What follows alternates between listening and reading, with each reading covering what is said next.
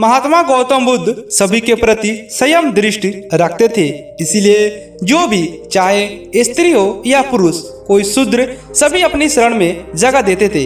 एक बार की बात है, एक अपराधी घोर पापी मन वाला आदमी बुद्ध से मिलकर सन्यासी बनने की सोच रहा था, लेकिन वह बुद्ध के सामने जाने से डर रहा था क्योंकि वह अपराधी चारों तरफ से बदनाम था। इसीलिए उसको डर था कोई उसको कुछ कह ना दे। इसीलिए उस अपराधी ने निश्चय किया कि वह बुद्ध के सामने तब जाएगा जब सभी लोग वहां से चले जाएंगे। अगले दिन वह अपराधी बुद्ध से मिलने के लिए बुद्ध के आश्रम गया।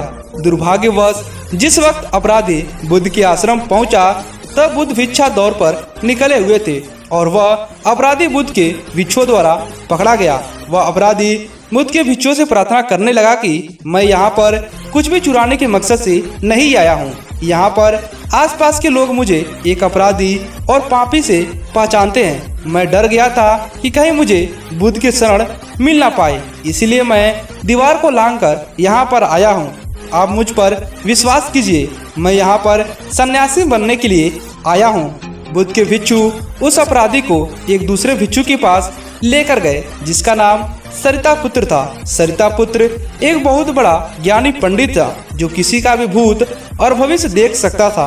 बुद्ध के भिक्षुओं ने सरितापुत्र से कहा, आप इस अपराधी का चेहरा पढ़िए और इसकी भविष्यवाणी कीजिए। ये आदमी अपने आप को एक अपराधी और पापी बता रहा है और सन्यासी बनने के उद्देश्य से यहाँ पर आया है। सारिपुत्र ने उस पर अपराधी का भूत देखा। उसने पाया कि वह वाकई में एक हत्यारा, पापी और चोर था, लेकिन पिछले जन्म के भाग्य उसको यहाँ पर लेकर आए थे।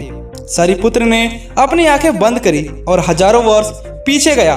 उसने पाया कि वह अपराधी हजारों वर्षों से एक पापी था, कभी उसमें सुधार नहीं हुआ।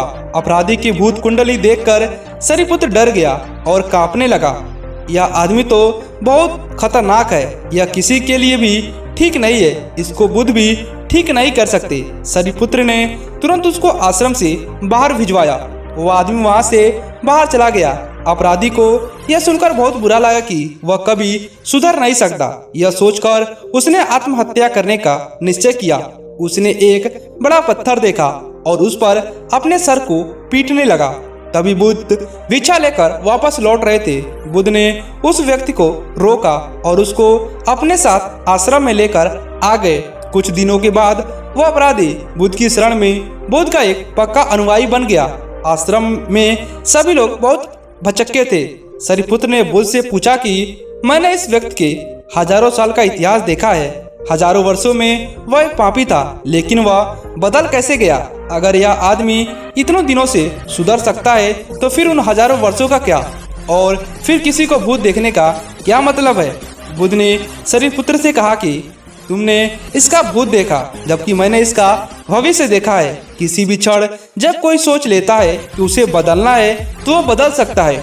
इस आदमी ने भी वही किया, तुरंत किया और फैसला निर्णायक हो जाता है। गौतम बुद्ध ने अपने सभी भिक्षुओं से कहा कि देखो, जब भी हम कोई बुरा काम करते हैं और जब भी अपने मन को बदलने की सोचते हैं कि हम एक अच्छे इंसान बनेंगे, एक अच्छे कर्म करेंगे, अच्छे मार्ग पर चलेंगे और ये आप निश्चय कर लेते हैं, तो आपका भूतकाल किस तरह से बीता है वो मैटर नहीं करता है, बल्कि ये मायने रखता है कि आपका अगला जीवन, आपका भविष्य कैसा है। इस तरह से गौतम बुद्ध की बातें को सुनकर सारिपुत्र उनके चरणों में गिर गया और गौतम बुद्ध से आशीर्वाद लिया। गौतम बुद्ध ने सभी शिष्यों को आशीर्वाद दिया और उसके बाद से वो पापी आदमी गौतम बुद्ध के साथ रहने लगा और आगे चलकर एक बहुत ही बड़ा मोंक बना।